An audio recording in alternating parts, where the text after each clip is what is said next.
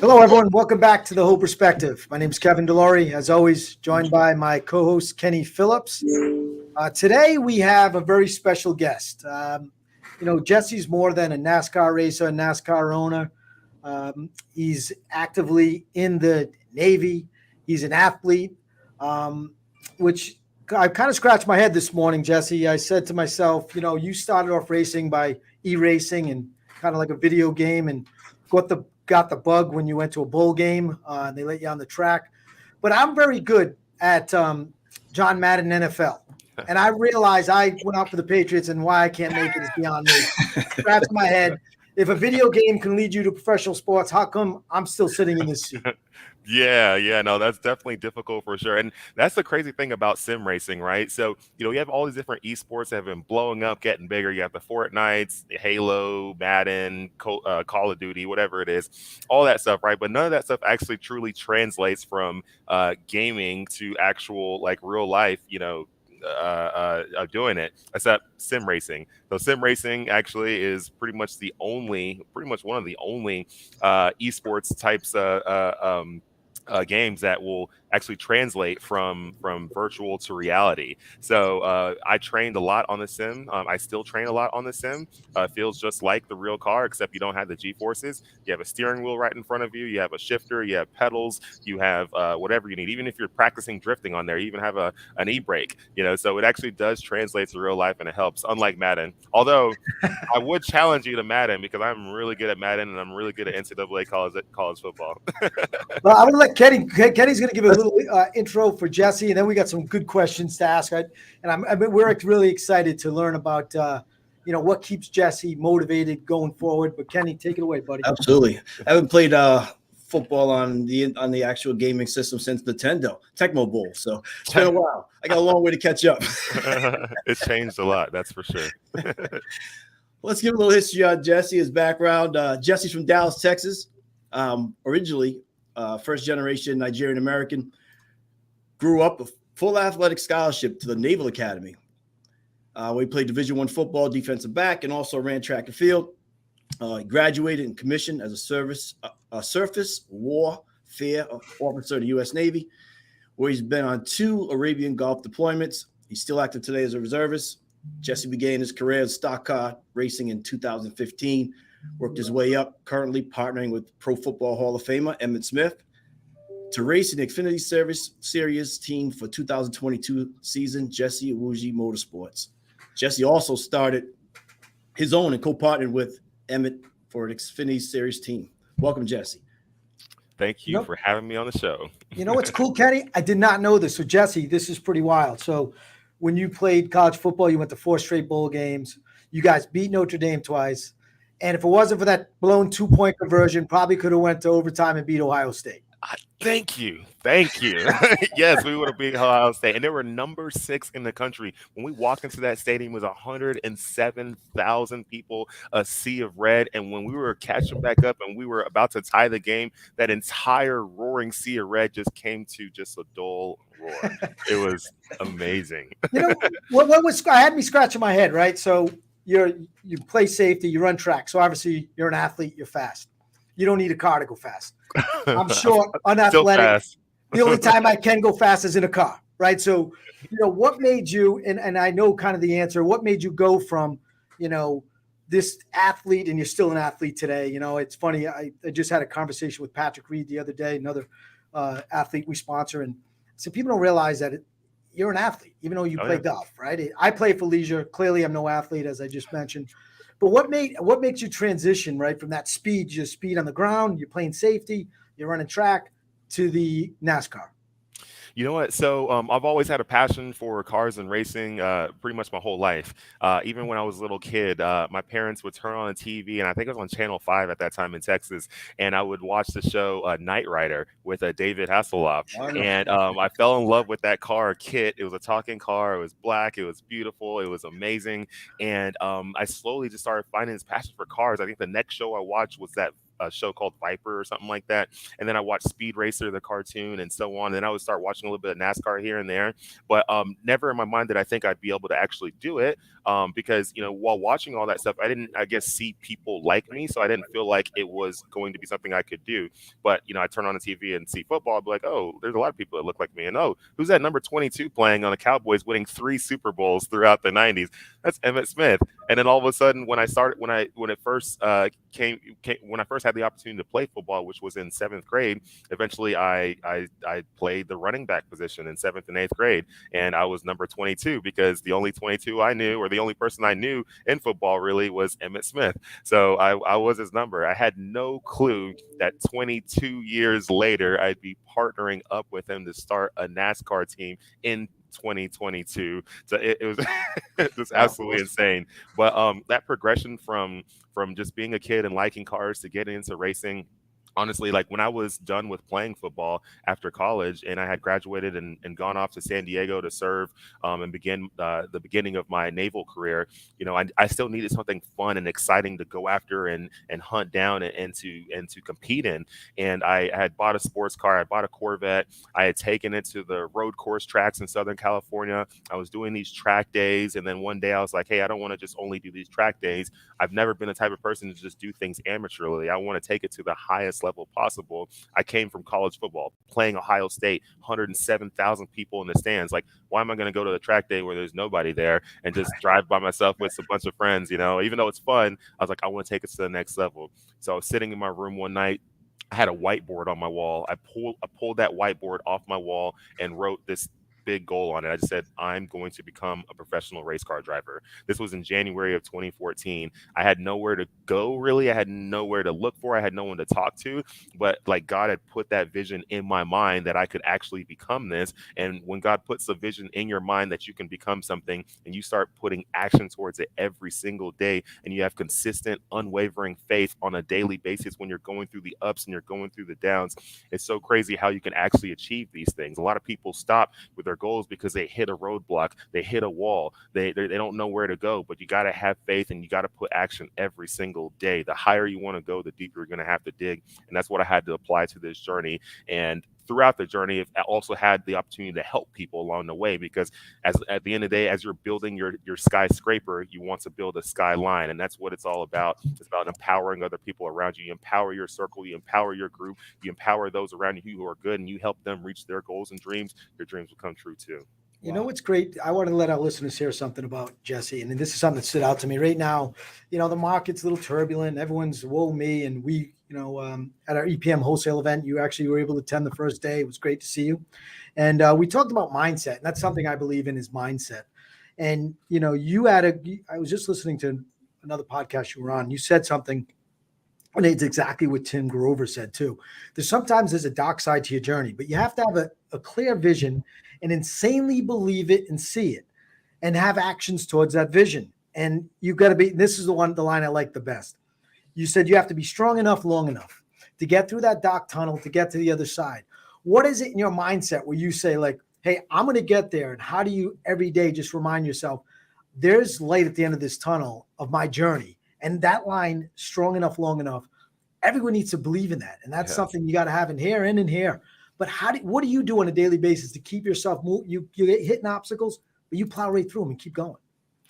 So what I do is it really goes back to that initial vision, right? So if you think of every single thing in this world that has ever come true, everything that has gone from being a dream to reality, right? The Wright brothers, when they thought of, hey, we can put a tin can in the air and actually make it fly, right? That started off as a vision. Nobody else around them believed that was possible because that vision wasn't given to everybody else. This person over there, your vision was to invent the first computer. Your vision was to invent the first TV, whatever it is, right? Everyone has their visions on what they're supposed to do. We're all given our own individual visions, right? And when you first have that vision literally is just your sight into the future that's been put in. So the deal is already done. When you see something clearly in your mind that you believe, like, oh my God, I think I can do that, that means that it is basically already done in the future. So for me to be able to push through every up and down throughout a journey, all I have to do is just constantly go back and look at my vision that I initially had, because that vision was literally God being like, hold on, I'm going to take you from right now to the future and show you that this is going to happen. Now that I've showed you, I don't need to do anything else for you, Jesse. Like, what you need to do is put action every single day. And throughout that entire time, as dark as it's going to get, as dark as that tunnel is going to be, you have to have faith that that original vision I showed you, because I'm only going to show you it clearly once. Once I show you it, you're going to have faith and continue to believe in it the entire time, because after that, it's going pitch black. You get to see it, it goes away, and it's pitch black. Have faith, because you don't know how long that journey is going to be. People ask me sometimes, hey, I want to get stronger. How many more reps do I do? As many as it takes. Hey, I want to gain more money. I want to gain more wealth. What do I need to do? As much as it takes. Like, you just got to keep going. There is no clear path. There is no like do 1, 2, 3 and then you're done. It's do 1, 2, 3, 4, 5 and keep going until the deal is done. It doesn't matter. Keep grinding. Stop looking up at the scoreboard. Stop looking up at how much time is left in the game. It doesn't matter. The scoreboard is going to be what it is. Continue to push forward and fight until the end. Wow. That's awesome. In the beginning, it wasn't easy for you. And I was listening to some of the podcasts, like Kevin said, some of the information. 6 out of your first 7 starts, you wrecked out of the race. And you talk about mindset and strength. Where does that come from? Is that something from your military background, your sporting background? But to get up again after 6 times, do it again says a lot. Yeah. So 2015, when I first got into racing, I started racing late model stock cars, and got into my first race. I think I finished somewhere at the mid pack, and I was like super happy. I was like, oh my God, like, I don't know what I'm doing. I've never done this before. Everybody I'm racing against has anywhere from 5 to 20 years on me, and I just like ran like quicker than half of them. I was like, that's a good start, right? Went into the second race, actually qualified like even better than I had done in the first race, and all of a sudden I'm like on sky high. And then I think like maybe like 10 laps into that race, like wrecked out. And I was like, oh my God, that sucks. But I was like, hey, learning lesson, whatever, right? At least I was like, I know I have it in me. It's in me, right? I get to the third race, had another wreck. Get to the fourth, had another. Like, it just kept on happening. And there weren't always me just like wrecking. Like sometimes I was getting taken out by other people. Sometimes things were happening, things were breaking. Like, it's just random stuff. But it doesn't matter. At the end of the day, like, I wasn't able to finish those races. And as I'm going through, like, it gets really hard, because you're like, okay, like, why is this happening? Maybe this is not meant to be. But like I mentioned earlier, I had that initial vision, seeing myself become a professional driver and getting to the highest levels of NASCAR. So no matter what's happening right now, all this is just basically life trying to get you stronger, right? Because success is not light. Success is really, really heavy. And if you try to fast track your way through life, you try to fast track your way through the journey, and you haven't developed the muscles necessary and the strength necessary to carry success, all of a sudden when it gets dumped on you, you'll drop it and shatter it. How many times have we seen people try to fast track their way to success, and maybe they're able to figure it out, they get there, all of a sudden they don't have the strength and they screw it all up, drop it, and it completely shatters, right? You got to build that strength by going through all that pressure. Diamonds aren't created just out of nowhere, just randomly. They're created through immense pressure for not just a year or two, but for like thousands and thousands and thousands of years. Like, that's what you have to go through to become a diamond. I tell people this all the time. This is like the most extreme version on it, but everybody wants to go to heaven, but nobody wants to die, right? Like, I mean, it's straight up truth. Well, I got to ask you, it's funny. First of all, thank you for your service. I don't know if everyone knows, Jesse's active in the reserves, correct? And, as you know, Eddie is big into veterans. We heavily support vetted VA. Nathan and Chris, great guys. They've taught me a lot about why the veterans deserve everything they have. And, every day I see a veteran, I say, thank you for your service. But they really they really instilled in me, what they've gone through, and they really protect the veterans. So that's really cool. But 3 weeks ago, whatever it was, I was out in Pottsboro, Texas, and with Vetted VA, and they let me shoot a 50 caliber gun. Well, they offered to let me shoot a 50 caliber gun. Yeah. After the 3.0, whatever it was, don't know. I said, there's no way I'm shooting that gun. It is just ridiculous. So I had my little fun of thinking that I was, in the military, but it wasn't for me. Your commitment, though, is ridiculous, because you are not only you are a minesweeper. That's got to be, takes nerves of steel. I mean, you guys out there looking for treasure. There's nothing fun when you find a mine, I would imagine. So, how do you just have where does that come from? I read something about your mom and her desire, to make sure that you never experienced what she did. But how do you get so mentally focused to be able to commit yourself to being a minesweeper and be able to sleep at night? I wouldn't be able to sleep. I'd be a nervous wreck. It's funny you say nerves of steel. The saying goes for a minesweeper, folks, is we are iron men with wooden ships, because the ships are actually made of wood. The minesweepers, due to the magnetic properties of normal ships, they actually make minesweeper holes out of wood. And every piece of metal that is on the ship is non-magnetic metal. So all this stuff, just so you don't accidentally attract a mine that is trying to sense magneticism from different types of ships. And so, yeah, we're wooden ships, actually, which is the craziest thing in the world. But yeah, no, being on a minesweeper, yeah, I mean, it is definitely a dangerous job for sure. Fortunately, during my couple years on the minesweeper, we never had to actually hunt for an active mine. There's been, we've had minesweepers in the U.S. Navy for many, many years. We've been able to, over the years, designate different mine danger areas, mine threat areas, and those are all, pretty much delineated on a chart, so that ships going through particular areas know, okay, hey, do not go through this area because there could be some old relics from World War II, one, whatever, or even recent wars that where there's potential mines in this area. So just don't take your ship through there. But yeah, no, being on the ship, we still train for it every single day, because you never know. At any given moment, country X could decide, you know what, we're going to mine the Straits of here. We're going to mine this area. We're going to mine this port. It could be a port where U.S. commercial ships are coming into and out of, every single day. If you mine a particular area, that's an act of war. And we have to have the capabilities necessary to go protect, go defend, go find a way to eliminate these mines. And there's a lot of different ways we can do it. I mean, when people think about mines in the water, they just think about these spiky things that are sitting there.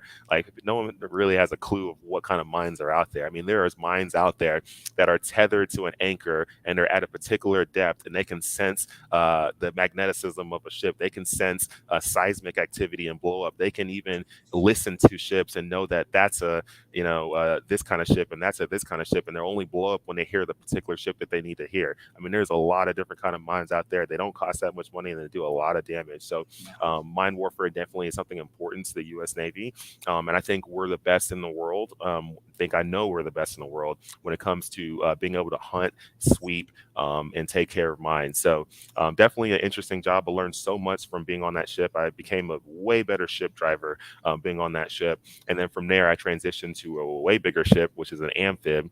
I went from a 224-foot long ship with 80-something people on board to a 609-foot ship with 800 plus people on board. So had a good time on there, learned a lot, but I learned so many different lessons on these ships that I've now transitioned to the business world with everything I'm doing now with my businesses, and also racing in NASCAR. Right. How does that intense training and preparation carry over into NASCAR? Because I don't know a lot about NASCAR. I watch it, and it seems like for an average person looking from the outside in, it's just, driving around in circles. So how does the intense training and preparation from actually military and football prepare you for NASCAR? Yeah, the training has prepared me a lot. So even on the NASCAR side, yeah, from the normal point of view, if you just maybe walking by your TV and you see a race and it looks like, yeah, we're just driving in circles, right? But what people don't know is each track, none of the tracks are actually shaped like a circle. And I know they call them ovals, but really none of them are actually shaped like an oval, except like 2 or 3 of them. They're all actually like a weird D shape.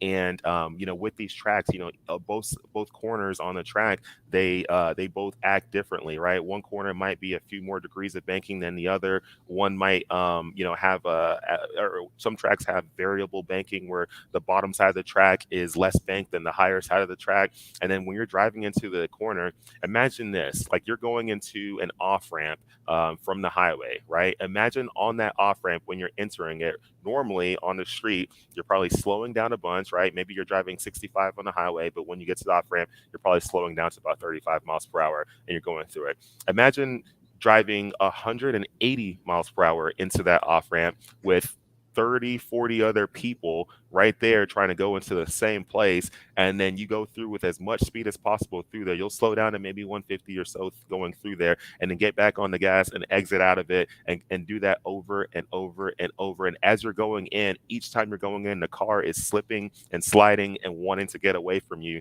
the entire time. So imagine that. That is basically like what it feels like driving in the car. And by the way, turn up the temperature inside the car to about 120, 130, 140, 150 degrees for about 2 hours, no AC, and then go through it. It is intense, but that's why you need that mental fortitude. You need that mental strength to get through the races so that you can have the focus necessary. If you don't have the focus, you'll make mistakes. You'll end up, wrecking or causing a wreck or doing this and that, or you'll just, miss your line a lot, and all of a sudden, just continue to fall off. There's a lot of different things that can happen throughout the race if you don't have the right mental focus. So everything I've learned in the Navy, everything I've learned playing football, everything I've learned really throughout my life to be able to build my mental strength so that I can get through things like this. That's why I've been able to transition in and be able to actually do it.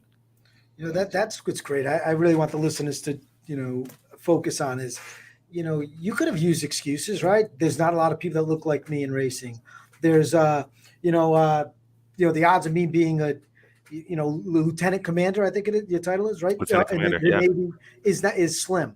And that's what I love about, I grew up, I come from humble beginnings, but I just kept working, and I kept that mindset that anything is possible. And that's what people need to realize, that here you are, you're out there, anything is possible. You could have given up. You could have just been like, I'm going to go work at my trucking company. I'm going to go be an entrepreneur. But you didn't stop at an entrepreneur. You didn't stop at NASCAR. You didn't stop at lieutenant commander. You keep moving through. And that's what people need nowadays. Stop looking for excuses.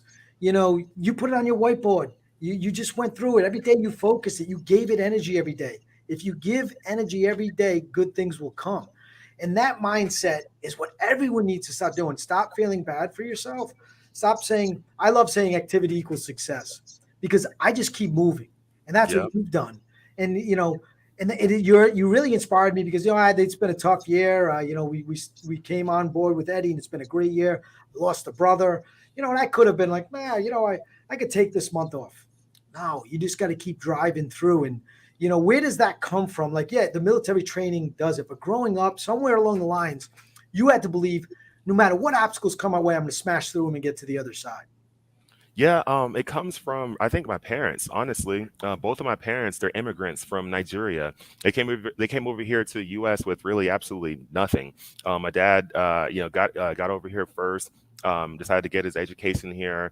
Went back, married my mom, brought her here. But my mom, she didn't have an easy life at all in Nigeria. As a kid, she was 10 years old, 11, 12 years old, having to, after school, come home, go to the local river, fetch water from the local river to bring back to her family, multiple trips back and forth to bring water back so that they can have cooking water, cleaning water, whatever they needed. She had to go do that every single day. Also, after doing that, she would have to go climb up trees in the neighborhood, in the village, climb up trees, pick fruits off of those trees, throw them in a basket, put it on her head, and walk all the way to the market, do what she could to sell those fruits, and then all of a sudden have maybe a few extra bucks so she can bring that to the family to help the family out so that they can continue to survive. That's what she had to do. And she wasn't 20 years old when she did it. She was 10, 11, 12. She had to do this stuff. Her mom was super sick for during one point in her life. And at that time, they didn't have that much money. So her mom's in the hospital. Basically, the hospital was nice enough to let her stay there, but they weren't nice enough to give her any kind of medicine because she didn't have the money. Nigeria is different than the U.S. It's not come in, we'll help you out, we'll figure the money later. It's like when you come in, they're like, how can I help you? And, they had to, my parents, or not my parents, sorry, my mom, she struggled to figuring out how to help. And at that time, she had a newborn, sister. So she had to take care of that. My mom would literally sleep on the hospital floor next to her mom there, each day, just trying to do what she could to help her and then still go to school, do all that stuff. And one day, as my mom was walking to the market with some of the fruits and stuff to go sell, she saw some people walking across the street. They were dressed really well. They looked like their life was a lot better. But the thing she noticed was they were speaking English. And she, in her mind, just equated that to something. She said, okay, these people, they look like they have a way better life than me. And the only difference really is they're speaking English. And she was wondering, she's like, okay, maybe that's the key right there. So she like literally at that moment got on her like hands and knees and prayed. She's like, God, please, like no matter whatever happens in life, I just want my kids to be able to speak English. If they speak English, they won't have to live the life that I've had to live. Well, fast forward, my mom obviously got to America with my dad, had, me and my two brothers and my sister, we all speak English, and life has gone up. But she knew that was the key, was to be able to just basically get to an English speaking world, get to the US. If you can get to America, there's a ton of opportunity. That's why when my mom got over here and she looked at all the opportunity here, she was like, there's no way you can't succeed here. He's like, I don't have to climb up trees anymore. I don't have to sleep on a hospital floor. I don't have to go to a river and fetch buckets of water as a kid. I don't have to do that anymore. You're saying that I can work in an air conditioned room and make money? She's like, I'm going to outwork everybody here. And that's what she did. My mom used to work from 7 p.m. to 7 a.m. as a nurse every single day. And then from 9 a.m. to 5 p.m. in between that, she would actually she had a store she opened up, a party supply store, and she would work that all day. So her only sleep was like the couple hours in between her nursing job and opening up the store, and a couple hours after closing the store to her next nursing job stint. And she didn't do that 5 days a week. She did it 7 days a week, every single day for at least 5 years before she closed the store down and had a lot more money saved up, and then eventually started buying real estate properties and things like that. And obviously she makes even more now as a nurse. She ended up getting her degree so she can make some more, and she's just a grinder. I mean, the lady just grinds and grinds and grinds. She's the type, even now, I mean, she's now in her early 60s, and sometimes the hospital will call up and say, hey, we don't have enough nurses, we're willing to pay triple, and she'll leave on the be like, okay, boom, I'm out. She'll go do it. She doesn't care. She is a grinder, and I got that from her. Once I got that, that's when I knew that there are no excuses. If she as a child could be climbing up trees, fetching water, doing all that stuff, and when you go to that river, I mean, you could easily be confronted by a lot of different wildlife. This is Nigeria, it's not here. So a lot of different stuff, but she did that. So if she can do that, how can I not succeed? Like who am I to not succeed? How dare I not succeed? I could see how you go through that tunnel, and now I could see how you don't stop seeing the light at the end of the tunnel. There's an 11-year-old that saw darkness in that tunnel, and I'm sure she saw plenty of darkness, but she kept pushing through. So Kenny, it's kind of silly when we hear someone complain about a 10 basis point rate increase, right? Yeah. I mean, this is perspective, and that's what I want them to hear. It's like every day, you got to have the mindset, you got to have that toughness just to keep driving. That's why I love that comment about, even Tim Grover talked about it at EPM Wholesale. There's a dark side to success. There's a dark side to her journey. And she pushed through. So I could see where you get it from, right, Kenny? I mean, that's definitely awesome. He's definitely inherited that trait. I tell you. So you went from, you got the esports going, you're a stock car driver, and now you're moving towards ownership, right? You partnered with Emmitt Smith. You get a lot on your plate. What made you move towards ownership and start the Xfinity team yourself? You know what? So as we were going through this journey in NASCAR, and even it kind of goes to my entrepreneurial spirit, right? As you're going through anything in life, you can only do so much if you are, if I was running for all these other teams, right? And I didn't have anything I owned, right?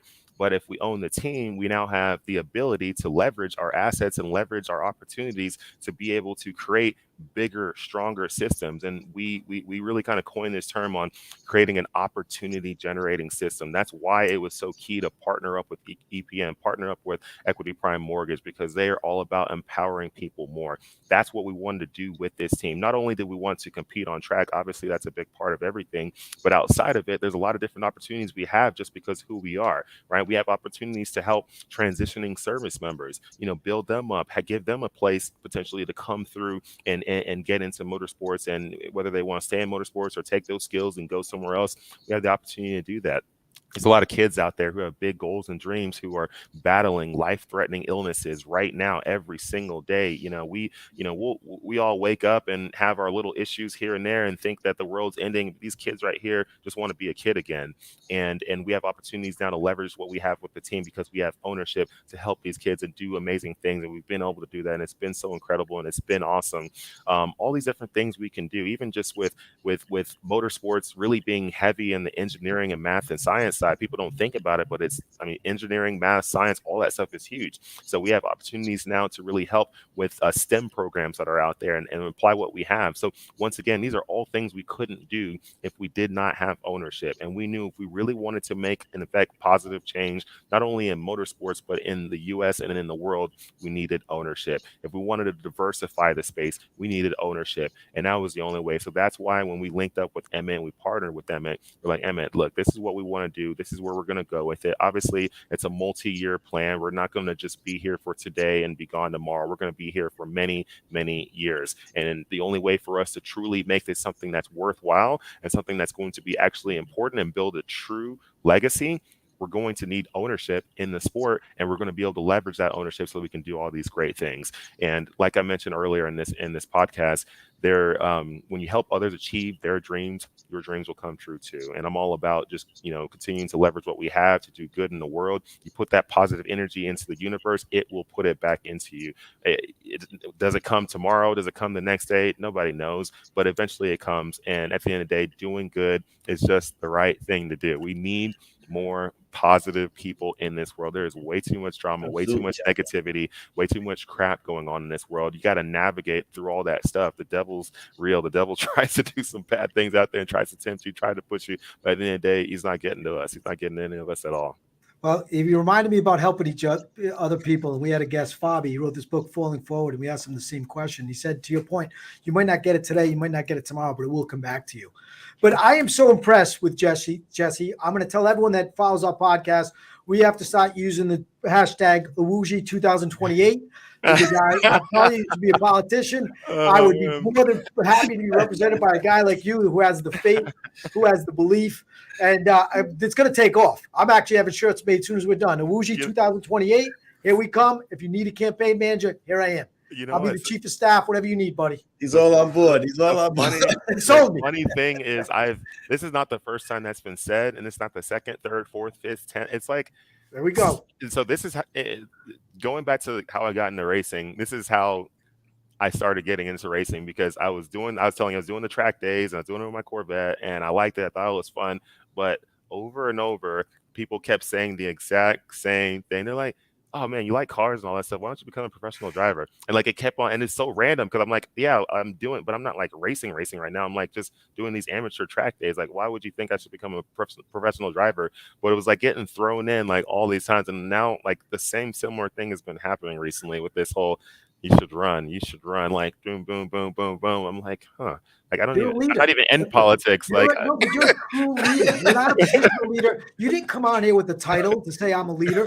Just talking to you, I'm proud of myself that I worked my way up. No one ever gave me a title. I had to earn it to get there. And talking to you, I see that, and I'm like, this is a guy. You don't need to tell me he's a leader. Just listening to him talk, I know he's a leader. You can feel the passion. Iwuji 2028. Let's go. Bumper stickers everywhere. Choo. Let's get the train off, Phil Mancuso. Let's get him on the side of the train. We'll do a Iwuji train. Yeah. Choo. I'll make some major changes. It's gonna help the real estate industry. It's gonna take it to. Before we let you go, we gotta ask you one question. So you own this team. You partner with Emmitt. If I'm looking for a team to join as a race car driver, or in general, give us your value. Why do I join the Iwuji team or the Emmitt Smith team?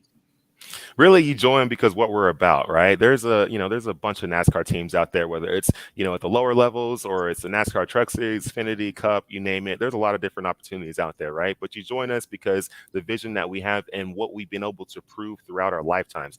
Emmitt, with everything he's done in football, right? When he was coming out of college, everybody said that he wasn't going to amount to anything. He was too small. He was too slow, blah, blah, blah, blah, whatever, all this stuff. When I was, even me going through football in high school, going into college, right? Everyone told me that I was never going to make it into college football. I didn't have the skill set necessary, right? I ended up outworking everybody and making it, right? But all these different things, everybody who's part of our team has always been able to prove throughout their life that they are grinders, that they are able to have a clear vision, put action towards it every single day, go through the ups and downs throughout that time, have unwavering faith, and then execute and actually get to the end. That's who you surround yourself with. You don't surround yourself with people who just who maybe have been given everything and then it just automatically happens. I don't surround myself around those people. I surround myself around people who have a proven track record on being able to not have many resources to begin with, take that and turn it into something. When you show that over and over, you can do that in any space you go into. That's what I look for. I don't, a lot of people look at stats and look at this and that, and that's how they base things. I don't look at that. I look at the person. Like, can you take nothing and make it into something and do it over and over? Have you harnessed that ability to do that? When I see that, I can take you and do anything with you. We can go to the freaking moon. That's who I like to surround myself with, and those are the type of people we want, right? And if you were somebody looking to be part of our team, like, you should look at all of us and know that that's who we are. So there is no failure in us, right? We'll have bumps in the road, but failing is only when you quit and you just completely get away from something. That's something that never happens with us. We will get to the top. We'll get to everywhere we want to go. We have faith and we know how to make it happen. And that's what's going to happen. Oddly enough, I was once told I was too small, too slow as well, and it's true. Jesse, we're really, if I wasn't happy to be partnered with Jesse Iwuji Racing before, I am tenfold today. I couldn't be happier that you're our partner and you're representing EPM wholesale. You truly embrace empowering people more. It's awesome. And again, the hashtag Iwuji 2028 is alive and well. And you're a true leader. I think anyone that listens to this today, stop worrying about what's in front of you. You could crush it. There's light at the end of the tunnel. Have a positive mindset.